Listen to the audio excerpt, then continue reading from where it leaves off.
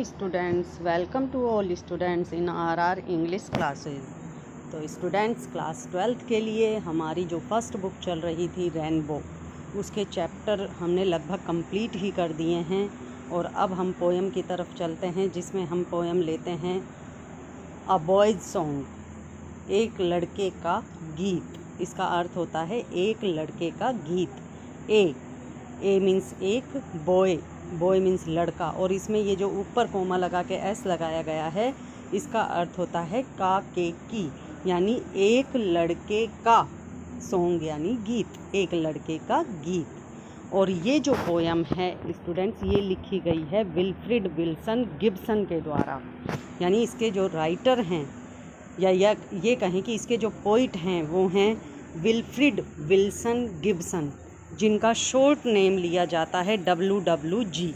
तो इनको शॉर्ट रूप में बोला जाता है WWG के रूप में, इनका शॉर्ट नेम है। तो स्टूडेंट्स, अब बात करते हैं हम पोएम की, जिसमें मेनली जिस चीज़ की तरफ फोकस किया गया है वो है कि एक लड़का है जो अपने गीत में, यानी कि लड़का कौन है, WWG, यानी कि खुद जो पोइट है वो खुद को एक लड़का मानते हुए, यानी कि इस पोएम को जो लिखने वाले हैं WWG, उन्होंने अपने आप को ही वो लड़का माना है जो कि गीत गा रहा है। तो अपने गीत के माध्यम से वो क्या कहना चाह रहे हैं इस पोएम में कि जितने भी आकाश में उड़ने वाले पक्षी हैं, चाहे वो छोटा है चाहे वो बड़ा है, उन सबको आज़ाद छोड़ता हूँ मैं। वो कह रहे हैं खुद कि मैंने सबको आज़ाद छोड़ रखा है।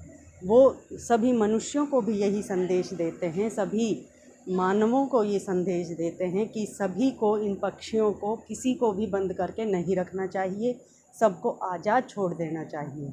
बिल्कुल वैसे ही जैसे एक मनुष्य भी कैद में रहना पसंद नहीं करता है, उसी प्रकार ये जो पक्षी हैं ये भी कैद में रहना पसंद नहीं करते हैं। इसी वजह से इनको छोड़ देना चाहिए, आज़ाद छोड़ देना चाहिए। तो स्टूडेंट्स, आप इस पोएम को रेगुलरली देखते रहिए।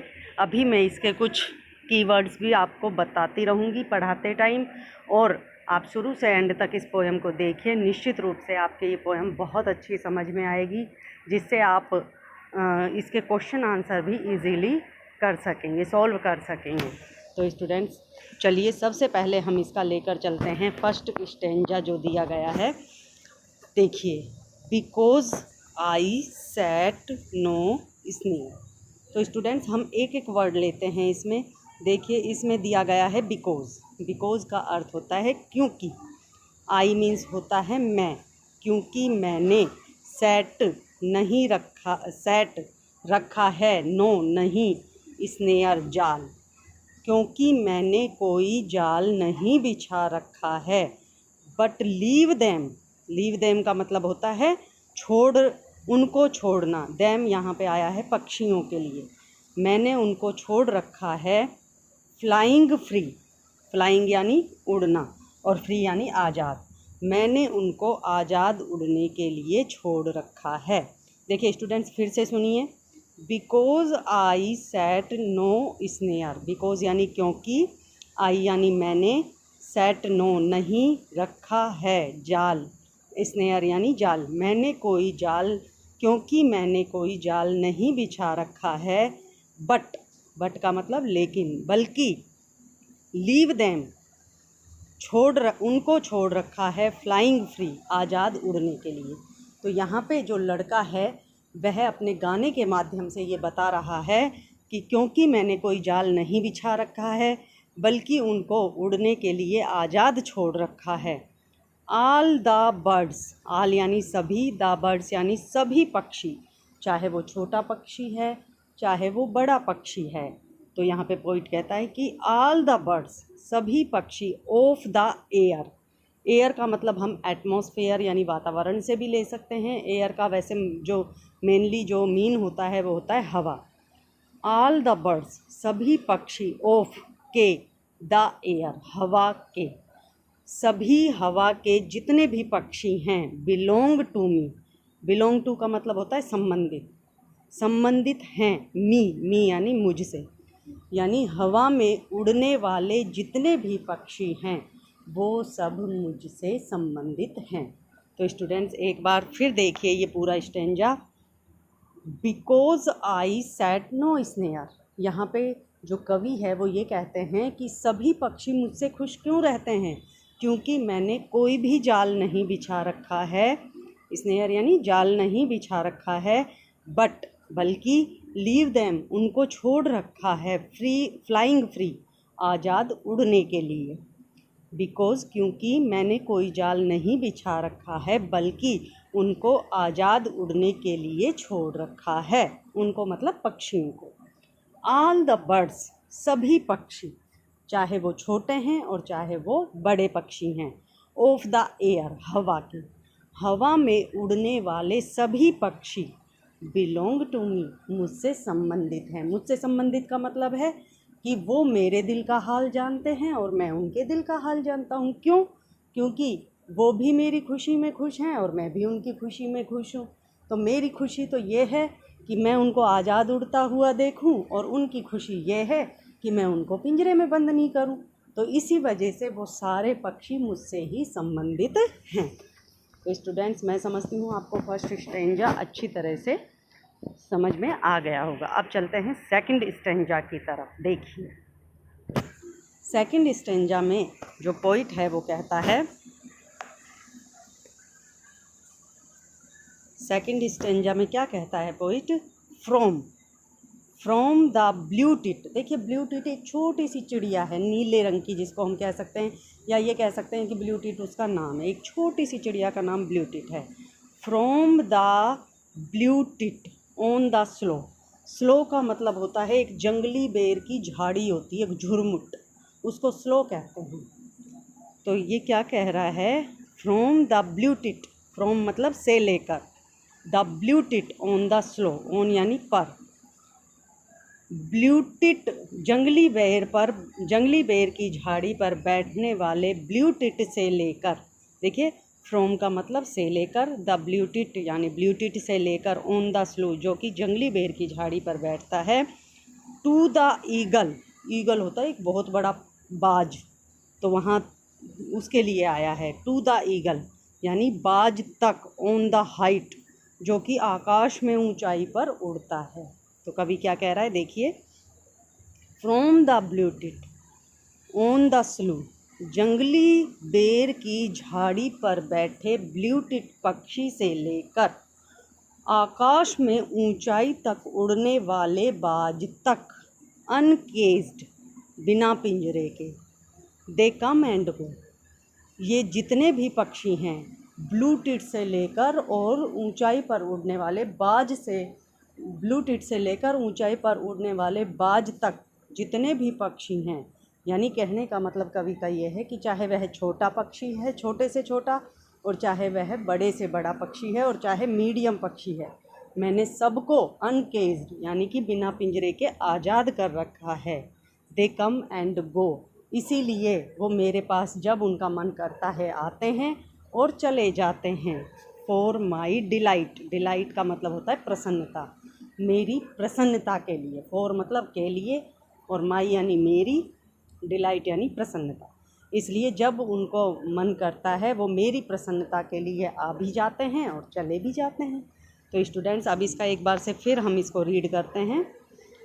From the blue tit on the slow, जंगली बेर की झाड़ी पर बैठे ब्लू टिट छोटे से पक्षी से लेकर, to the eagle on the height, आकाश में ऊंचाई तक उड़ने वाले बाज तक, अनकेज्ड बिल्कुल बिना पिंजरे के हैं।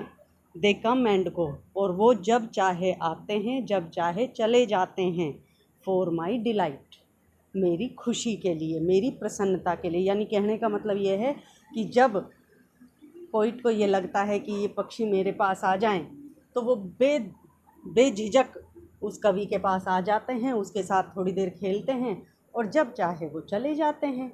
तो इसमें ना तो कवि को कोई दुख प्रकट होता है, ना ही पक्षियों को, ना ही तो कवि को कोई डर होता है, ना पक्षियों को कोई डर होता है।